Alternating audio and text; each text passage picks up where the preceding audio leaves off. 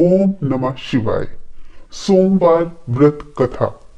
पौराणिक ग्रंथों के अनुसार सोमवार व्रत का हिंदू धर्म में बहुत बड़ा महत्व है। ये व्रत भगवान शिव और माता पार्वती को प्रसन्न करने के लिए किया जाता है।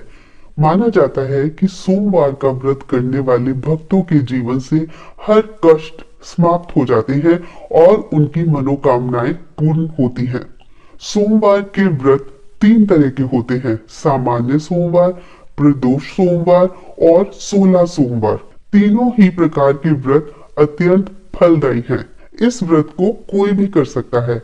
अविवाहित कन्या सुंदर वर के लिए इस व्रत को करती है।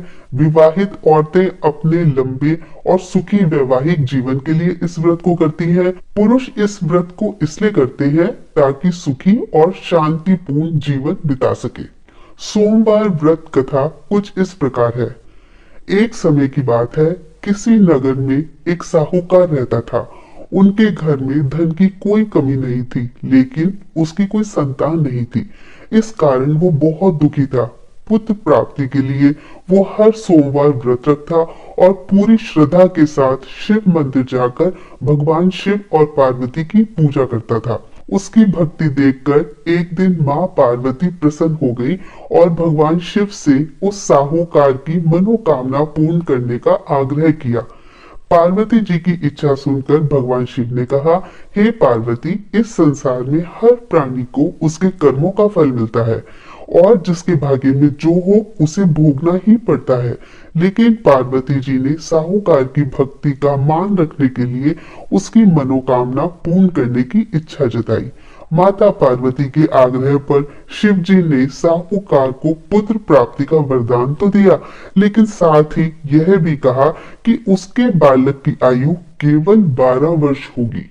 माता पार्वती और भगवान शिव की बातचीत को साहूकार सुन रहा था। उसे ना तो इस बात की खुशी थी और ना ही दुख। वह पहले की भांति शिव जी की पूजा करता रहा। कुछ समय बाद साहूकार के घर एक पुत्र का जन्म हुआ। जब वो बालक 11 साल का हुआ तो साहूकार ने अपने पुत्र के मामा को बुलाकर उसे बहुत सारा धन दिया और कहा, तुम इस बालक को काशी विद्या प्राप्ति के लिए ले जाओ और मार्ग में यज्ञ कराना। जहां भी यज्ञ कराओ वहां ब्राह्मणों को भोजन कराते और दक्षिणा देते हुए जाना। दोनों मामा भांजे इसी तरह से यज्ञ कराते हुए ब्राह्मणों को दान दक्षिणा देते हुए काशी की ओर चल पड़े। रात में एक नगर पड़ा जहां नगर के राजा की कन्या का विवाह था। लेकिन जिस राजकुमार से उसका विवाह होने वाला था वह एक आंख से काना था। राजकुमार के पिता ने अपने पुत्र के काना होने की बात को छुपाने के लिए एक चाल सोची। साहूकार के पुत्र को देखकर उसके मन में एक विचार आया। उसने सोचा कि क्यों ना इस लड़के को दूल्हा बनाकर राजकुमारी से विवाह करा दूं। विवाह के बाद इसको धन देकर विदा कर दूंगा और राजकुमारी को अपने नगर ले जाऊंगा। लड़के को दूल्हे के वस्त्र पहनाकर राजकुमारी से विवाह करा दिया गया। लेकिन साहूकार का पुत्र ईमानदार था, उसे यह बात न्याय संगत नहीं लगी। उसने अवसर पाकर राजकुमारी की चुन्नी के पल्ले पर लिखा कि तुम्हारा विवाह तो मेरे साथ हुआ है, लेकिन जिस राजकुमार के संग तुम्हें भेजा जाएगा वह एक आंख से काना है। मैं तो काशी पढ़ने जा रहा हूँ। जब राजकुमारी ने चुन्नी पर लिखी बातें पढ़ी तो उसने अपने माता पिता को यह बात बताई।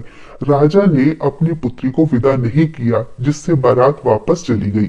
दूसरी ओर साहूकार का लड़का अपने मामा के साथ काशी पहुंचा और वहां जाकर उन्होंने यज्ञ किया।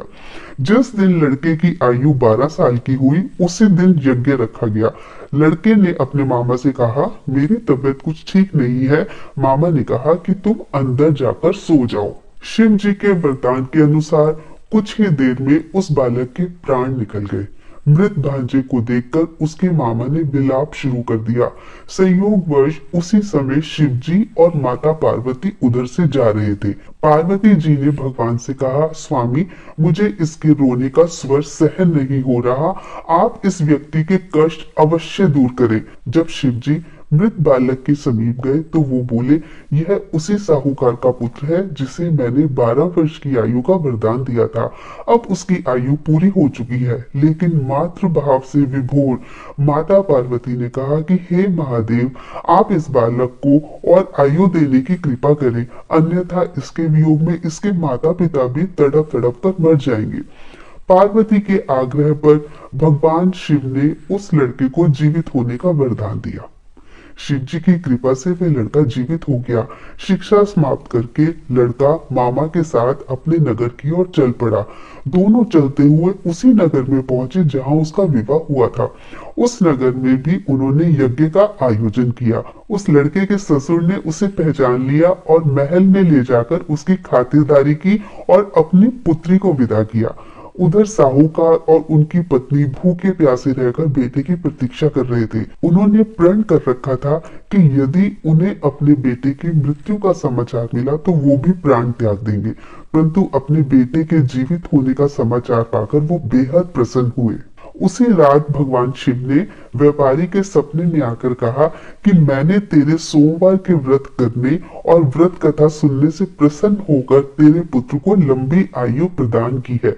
इसी प्रकार जो कोई सोमवार का व्रत रखता है या कथा सुनता है और पढ़ता है, उसके सभी दुख दूर होते हैं और समस्त मनोकामनाएं पूर्ण होती हैं।